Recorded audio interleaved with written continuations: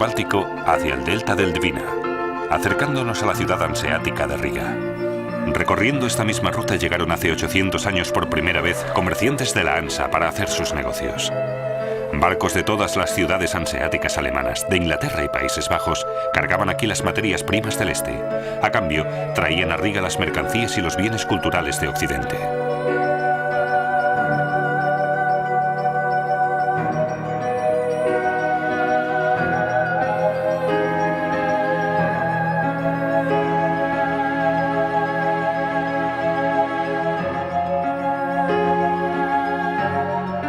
San Pedro, Santa María, San Jacobo se llaman las iglesias principales de Riga, nombres y estilos típicamente hanseáticos.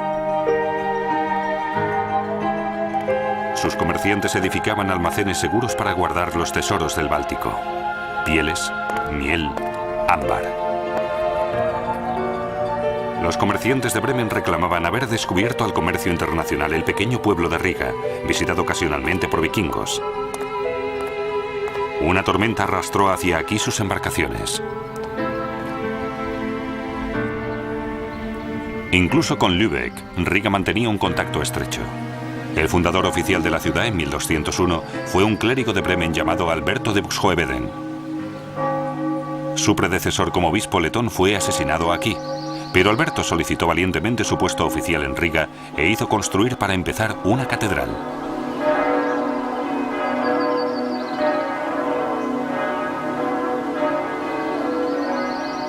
Riga ardió varias veces, pero cada vez emergía de las cenizas una ciudad más extensa y más bonita, y con ella la Catedral de Santa María.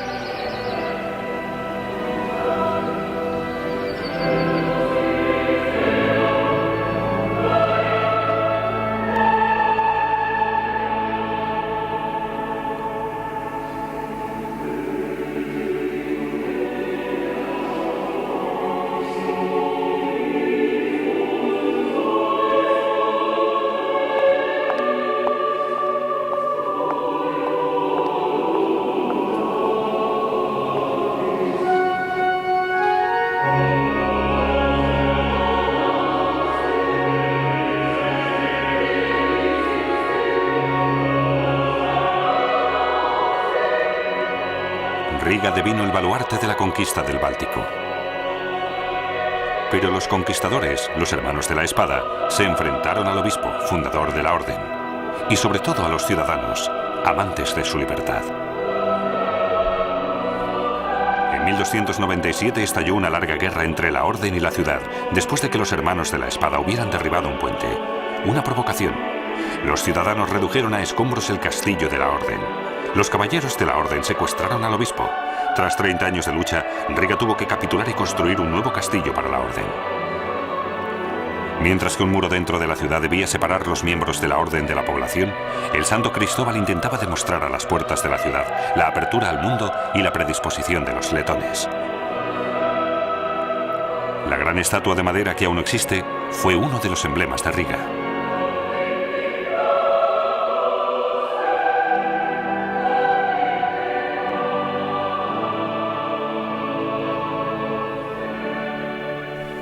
Los Tres Hermanos es el nombre del conjunto arquitectónico más antiguo de Riga. En sus aposentos descansaban los mercaderes junto a la chimenea después de agotadores viajes. Eran caballeros orgullosos y seguros, ya que en Riga el gremio de comerciantes tenía más fuerza que el propio consistorio. Junto con los gremios, la orden y el obispo decidían el destino de Riga. Incluso en los tiempos de paz reinaba un enfrentamiento competitivo entre estas tres clases. Con una iglesia propia en la ciudad, los comerciantes hanseáticos y artesanos demostraban su seguridad. Sí, era su objetivo declarado, poseer una iglesia más imponente que la del arzobispo. La iglesia de San Pedro sufrió desde el siglo XIII varias remodelaciones y ampliaciones. Pero al completar la tercera fase de construcción en el año 1690, los ciudadanos creyeron tener una iglesia perfecta. Nadie en la clase artesana o entre el gremio de comerciantes podía imaginarse que un día la iglesia dejaría de ser la casa de Dios o podría ser totalmente destruida. Lo inconcebible sucedió en la Segunda Guerra Mundial. Desde su reconstrucción durante el periodo soviético, San Pedro se usa como sala de conciertos y exposiciones.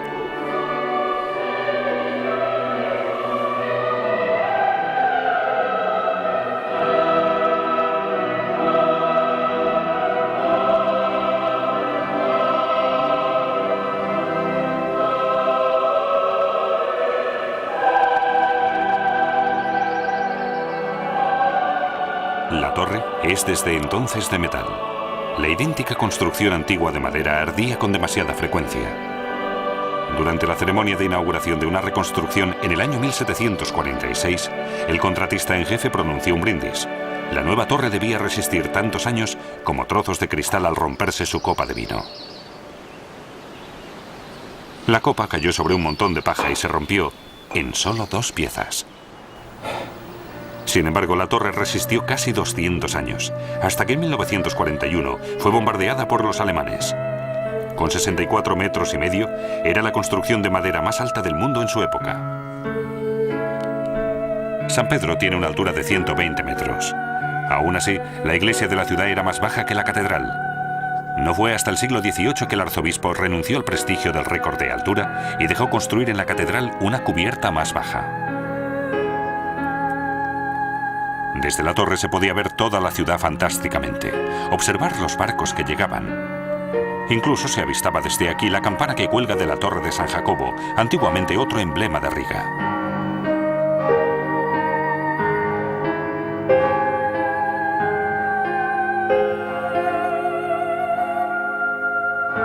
En la Torre de San Pedro hubo siempre un puesto de vigía para alertar a Riga de los peligros.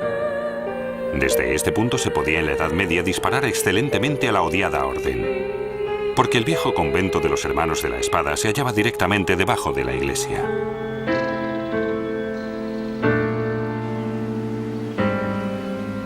A lo largo de su historia, Riga ha pasado por varias manos. En la Edad Media, alemanes y daneses.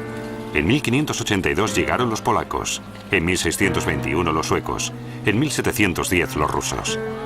Los nuevos señores fueron entonces lo bastante listos para no tocar los derechos y privilegios de la ciudad hanseática. Por ello, los letones no siempre vieron a los ocupantes nuevos como opresores culturales, sino que descubrían las culturas de los países vecinos, las seguían desarrollando y las incorporaban.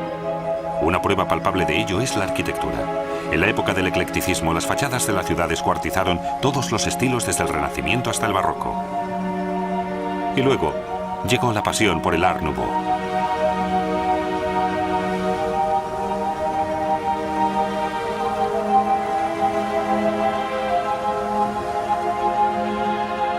Aquí se manifiesta con más libertad que nunca, declaraba un renombrado predicador y profesor en la escuela catedralicia sobre su paso por Riga. Se trataba del filósofo alemán Johann Gottfried Herder. En el siglo XVIII, en Riga, Herder puso la base de su obra Las voces de los pueblos en cantos, una agrupación de poemas y cantos populares letones. Que Herder prácticamente contribuyera con ello al sentimiento nacional letón no se ha olvidado en Riga, y frente a su antigua base de influencia, la escuela catedralicia, se erige un monumento en su honor. Riga rescata en muchos aspectos otra vez su pasado. La Casa de las Cabezas Negras acaba de restaurarse fielmente a su original. Este edificio gótico del siglo XIV recibió su nombre de la turmalina negra en el escudo de su propietario, un gremio de jóvenes mercaderes extranjeros. La tan mencionada libertad en Riga solo se aplicaba a los extranjeros. La entrada a los grandes gremios influyentes estaba permitida solo a mercaderes alemanes. Un rico escritor letón se vengaba desde su casa, vis a vis con la sede gremial, de un modo muy especial. Aún estando a un tiro de piedra y sin estarme permitida la entrada, podríais al menos dejarme en paz.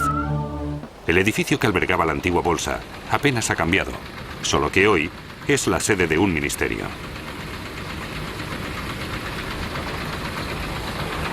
Pero la calle Skunu, o adoquinada que conducía a la bolsa, ya no existe. Después de la Segunda Guerra Mundial, se arrancaron las vías del tranvía y con ello se creó la actual Plaza de la Catedral.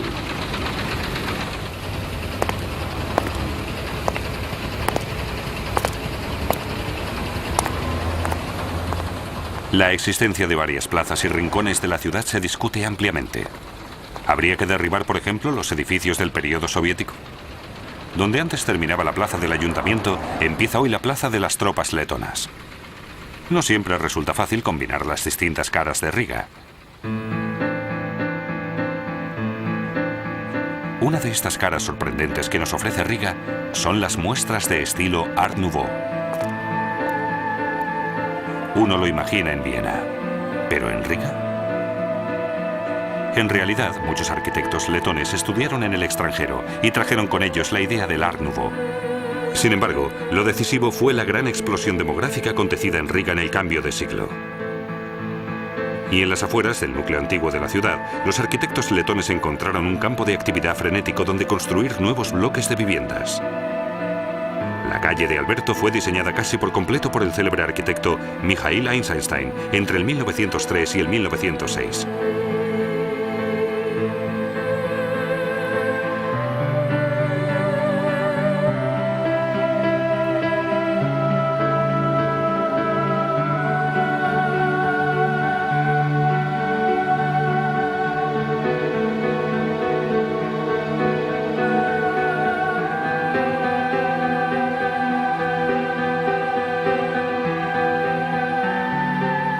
En 1918 se declara la independencia de Letonia. Una expresión visible de la nueva soberanía es el monumento a la libertad que se erige en el nuevo centro de la capital.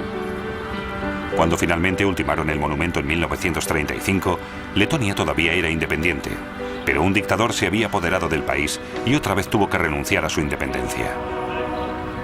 Durante la Segunda Guerra Mundial, el Báltico fue dominado por los soviéticos. Hasta la llegada de la perestroika y la glasnost, Letonia no recuperó su independencia en 1991. No tanto por la fuerza militar, sino más bien una revolución cantada.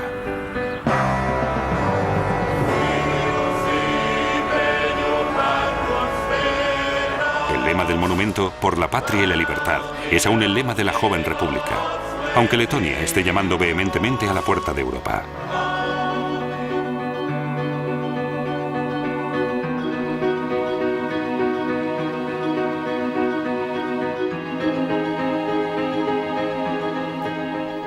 Riga, la mayor ciudad del Báltico, se esfuerza también por ser su capital clandestina, por unir el encanto quebradizo del norte con el genio del sur.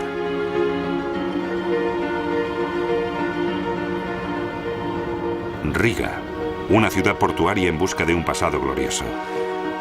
Hoy atrae de nuevo a través de las aguas del Báltico la atención de varios países del extranjero. El camino hacia una formación contemporánea de su legado hanseático requiere aún muchas transformaciones. Pese a todos los problemas, Riga es el taller de construcción de la identidad letona y se prepara para convertirse en la París del Norte, como era conocida Riga en los dorados años 20 de Letonia.